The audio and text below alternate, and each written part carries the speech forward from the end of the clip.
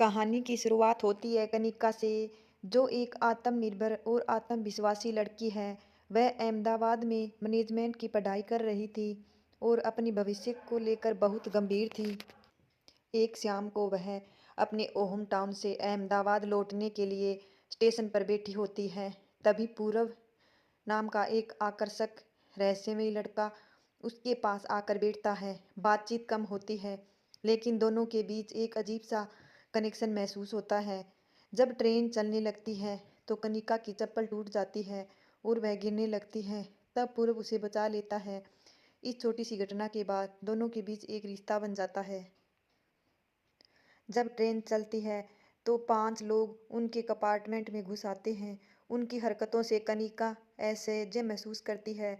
पूर्व स्थिति को समझ लेते हुए कनिका को कहता है, डार्लिंग ऊपर आ जाओ, ऊपर के बर्थ पर बैठ जाओ, और खुद उनकी हरकतों पर नज़र रखता है। कनिका भी समझ गई पूर्व की बातों से, और उसने समझदारी दिखाते हुए उसकी हाँ में हाँ मिला दी। रात के दौरान पूर्व को शक हो जाता है कि यह लोग किसी बड़े अपराध को शामिल हो सकते हैं। वह पुलिस को गुप्त रूप से सूचित कर देता है और अगले स्टेशन पर पुलिस आकर उन लोगों को पकड़ लेती है। लेकिन उसके पूर्व और कनिका दोनों का ध्यान उन पर जाता है। क्या वे सिर्फ आम अपराधी थे या कुछ और? अहमदाबाद पहुंचने पर पूर्व कनिका की मदद करता है, क्योंकि उसके पैर में मोच आई। वह कहता है वह उसे पीजी तक छोड़ आएगा। जब वह अपनी पीजी में जाने लगती है तो पूर्व कहता है, उससे पहले तुम किसी नर्सिंग होम में चलो, वहाँ पर तुम्हारे पैर को दिखा देता हूँ। दोनों ऑटो रिक्शा लेते हैं और पूरब उसे एक नर्सिंग होम में ले जाता है। वहाँ डॉक्टर बताता है कि गंभीर चोट नहीं है, उसे आराम हो जाएगा। डॉक्टर उसे कुछ दवाई दे देता है। फिर पूरब उसे पीजी तक छोड़ने आता है। जब वह दरवाजे से लौटने लगता है तब उसे अचानक एहसास होता है कि उसका मोबाइल तो अंदर ही छूट गया। वापस आ जाता है और कहता है, मेरा मोबाइल यहाँ पर रह गया। तब कनिका कहती है, बैठ जाओ, कॉफ़ी पीकर जाना, और कनिका अंदर चली जाती है। उन दोनों के लिए कॉफ़ी बनाकर लाती है और दोनों कॉफ़ी पीने लगते हैं। सौरभ कॉफ़ी पीते हुए कनिका से नंबर मांगता है। क्या आपका मोबाइल नंबर मिल सकता है? कनिका के मन में भी तरंगे उठने लगती है और वो अपना नंबर पूरब को दे देती है। पूरब कहता है, मैं आपको कॉल करूँगा, और वहाँ से चला जाता है। कनिका भी लेट जाती है और पीजी वाली आंटी को फ़ोन करके ही बता देती है कि मैं आ गई और मेरा खाना मत बनाना, मेरा मन नहीं है। कनिका सो जाती है। कनिका सुबह उठती है तो देखती है 8 बज गए और वह जल्दी से तैयार होकर अपनी क्लास के लिए चली जाती है। इस तरह एक सप्ताह बीत गया। पूरब ने कनिका को फ़ोन नहीं किया। रविवार वाले दिन छुट्टी थी और कनिका का मन भी नहीं लग रहा था। उसने किताबें लेकर बैठी, लेकिन पढ़ाई में भी मन नहीं लगा और फ़ोन की तरफ एक टकी लगाकर देख रही थी कि कब फ़ोन बजेगा। पूरब ने उसे फ़ोन क्यों नहीं किया? उसने सोचा मैं ही कर लेती हूँ, लेकिन फिर अपने मन को झटक दिया। तभी कॉल बेल बजती है और कनिका ने देखा कि पूरब का ही कॉल है, और वो कहता है, हेलो, क्या कर रही हो? क्या आज हम बाहर मिल सकते हैं? कनिका ने हामी भर दी। पूरब कहता है, वह शाम को उसे लेने आएगा, तैयार रहना। कनिका खुशी से उछल पड़ती है। वो पिंक रंग की ड्रेस पहनती है और कानों में बालियां डाल रही होती है और पूरब के बारे में सोचती है, मिलूंगी तो आज उसे अपने प्यार का इजहार कर ही दूंगी। पूरब उसे लेकर बाइक पर चला जाता है। कनिका उसके पीछे बैठ जाती है और उसका दुपट्टा पूरब के मुँह पर लहरा रहा था। दोनों रोमांटिक हो रहे थे और स्कूटर पर जा रहे थे। पूरब कनिका को एक कैफे में ले जाता है और वहां पर जाकर कहता है, तुम क्या लोगी? कनिका कहती है, फिर कभी, आज पूरब तुम्हें जो अच्छा लगे ले लो। पूरब कॉफ़ी मंगवाता है और दोनों पीते हैं। तब पूरब कनिका को प्रपोज करता है और कहता है, मैं तुमसे प्यार करता हूँ, क्या तुम मेरे सफ़र में मेरी हमसंगनी बनोगी? कनिका भी शर्म से गर्दन झुका लेती है और पूरब समझ जाता है।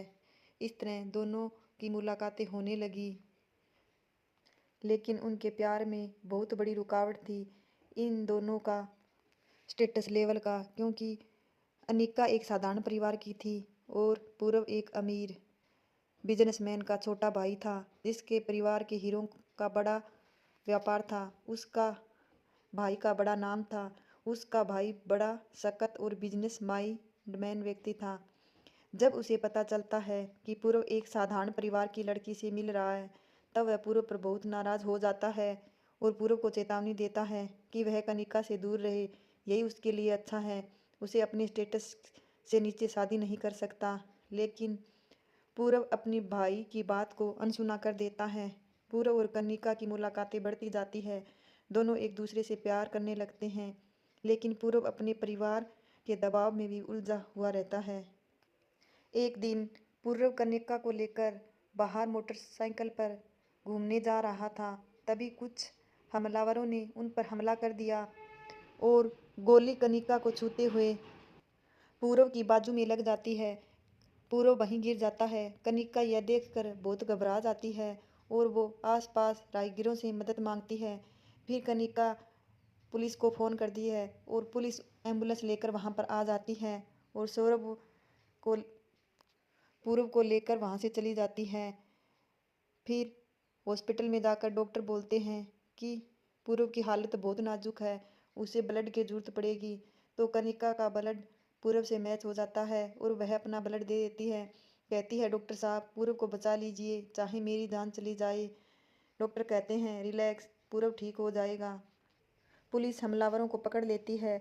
हमलावरों को पकड़े जाने के बाद पुलिस को पता चलता है कि यह हमला पूरब के भाई सौरभ ने ही करवाया था। सौरभ नहीं चाहता पूरब कनिका से शादी करे, इसलिए उसने कनिका को रास्ते से हटाने के लिए साजिश रची थी। लेकिन हमला गलत हो गया और पूरब घायल हो गया। जब सौरभ अस्पताल में पूरब को इस हालत में देखता है तो बहुत घबरा जाता है और डॉक्टर को कहता है, डॉक्टर साहब मेरे भाई को बचा लीजिए, कुछ भी करिए। डॉक्टर कहते हैं, चिंता मत करिए, इस लड़की का धन्यवाद कीजिए, इसने अपना ब्लड देकर पूरब को बचा लिया। सौरभ अपने भाई पूरब की इस हालत को देखकर उसे बहुत पछतावा होता है। वह फूट फूट कर रोता है और कनिका से माफ़ी मांगता है। सौरभ पूरब का हाथ कनिका के हाथ में रखकर कहता है, मैं पैसे और स्टेटस के घमंड में भूल गया था। प्यार किसी स्टेटस का मोहताज नहीं होता। तुम दोनों साथ रहो, मेरी दुआएं हैं। मैं तुम दोनों की धूमधाम से शादी करवाऊंगा। शादी का मंडप सजा, मंत्रों की गूंज और ढोल नगाड़ों की धुन, माहौल खुशियों से भर रही थी। पूरब और कनिका अग्नि के साथ पैरों की ओर बढ़ रहे थे। तभी मंडप के बाहर एक रहस्यमय शख्स आता है। वह सीधे ही पूरब के पास जाकर धीमी आवाज में कुछ कहता है। यह सुनकर पूरब के चेहरे का रंग बदल जाता है। वह तुरंत उस आदमी के साथ बाहर आ जाता है और बाहर आते ही वह आदमी फुसफुसाते हुए बोलता है और इतना सुनते ही सौरभ उसकी तरफ हैरानी से देखता है और वह अंदर जाकर अपने भाई सौरभ को भी बाहर लाता है और गुस्से से फूट पड़ता है और आंखों में आंसू आ जाते हैं। पूरब कहते हैं, इतना बड़ा धोखा, ये नहीं हो सकता, और वहीं गिर जाता है। फिर वह वहाँ से खड़ा होकर तेजी से मंडप की ओर जाता है और वहाँ जाकर कनिका से कहता है, तुम एक झूठी लड़की हो, तुमने मेरे भाई को धोखा दिया, इसलिए उसने मुझे मराने की कोशिश की। मैं इस रिश्ते को आगे नहीं बढ़ा सकता। कनिका की आंखों में आंसू आ जाते हैं और वह पूरब, यह सच नहीं है। मैंने कभी तुम्हारे भाई से प्यार नहीं किया, मैंने सिर्फ तुमसे प्यार किया था। लेकिन पूरब गुस्से में आकर माला उतारकर फेंक देता है और शादी तोड़ने की घोषणा कर देता है। फिर उस भीड़ में से एक शख्स सामने आता है जो पूरब का भाई सौरभ था और वह मुस्कुरा रहा था और आकर कहता है, जब पूरब ने कनिका को छोड़ दिया है तो मैं उससे शादी करने के लिए तैयार हूँ। फिर कनिका गुस्से में कांपती हुई बोलती है, मैं कोई सामान नहीं जो किसी को भी सौंप दो। मैं शादी अपनी मर्जी से करूँगी, किसी के कहने पर नहीं करूँगी। कनिका इतना कहकर वहीं गिर जाती है। फिर सभी लोग उसे समझाते हैं और मजबूरी में कनिका सौरभ से शादी कर लेती है।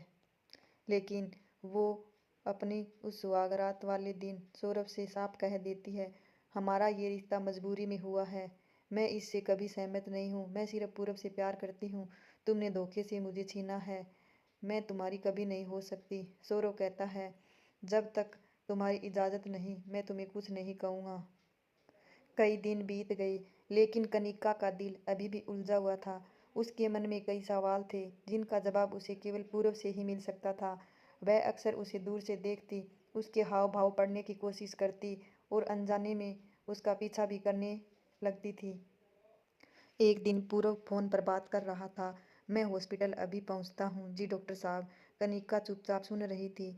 जब पूरब अपनी गाड़ी लेकर बाहर निकला तो कनिका चुपचाप एक ऑटो में बैठकर उसका पीछा करने लगी। उसे एहसास हुआ पूरब एक अस्पताल के अंदर गया है। कनिका का दिल तेजी से धड़कने लगा। उसे लगा कुछ तो ऐसा है जो उसे जानना चाहिए। वह धीरे धीरे अस्पताल के अंदर दाखिल हो गई, लेकिन उसे अस्पताल में पूरब कहीं नहीं मिला और वह घर पर लौट आई। एक दिन कनिका को पता चला कि पूरब रोज अस्पताल जाता है। यह बात सुनकर उसका मन बेचैन हो उठा। आखिर वह अस्पताल क्यों जाता है? वह किसी अपने के लिए जा रहा है या फिर खुद बीमार है? इस सवाल का जवाब पाने के लिए उसने तय कर लिया वह खुद ही इस सच्चाई जाकर अस्पताल से पता लगाएगी। कनिका एक दिन फिर पूरव का पीछा करते हुए अस्पताल पहुंची और वहां पर जाकर देखा तो पूरव एक डॉक्टर के पास बैठा था और उससे बातें कर रहा था। कनिका छुपकर दूर से देखती है। जब पूरव वहां से चला जाता है तो वह डॉक्टर शर्मा से मिलती है और कहती है, पूरव नाम का मरीज यहाँ पर आता है, मैं उसके बारे में जानना चाहती हूँ। डॉक्टर ने पहले तो मना किया, लेकिन जब कनिका ने बहुत जोर दिया तो डॉक्टर ने गहरी सांस ली और कहा, आप शायद नहीं जानती, लेकिन पूरब को एक गंभीर बीमारी है। उसे हार्ट रेयर की कंडीशन है। उसका इलाज चल रहा है, लेकिन कोई गारंटी नहीं है वह पूरी तरह ठीक हो पाएगा या नहीं। कनिका की आंखों में आंसू आ गए। उसे विश्वास नहीं हुआ पूरब ने उसे इसलिए छोड़ा क्योंकि वह नहीं चाहता था कनिका को उसके दर्द का सामना करना पड़े। डॉक्टर ने आगे बताया, पूरब ने यह फैसला बहुत मुश्किल से लिया था। वह नहीं चाहता था तुम उसकी वजह से दुखी रहो, इसीलिए उसने तुमसे अलग होने का नाटक किया ताकि तुम उसे नफरत करने लगो और अपनी जिंदगी में आगे बढ़ सको। यह सुनकर कनिका के हाथ पैर ठंडे पड़ गए। तो यही वजह थी, इसीलिए उसने मुझे धोखा दिया, नहीं तो वह ऐसा कभी नहीं करता। वह तो मुझे दर्द से बचाने के लिए खुद तड़प रहा है। वह अपने आंसू नहीं रोक पा रही थी। वह फर्श पर बैठकर डॉक्टर ने उसके कंधे पर हाथ रखा।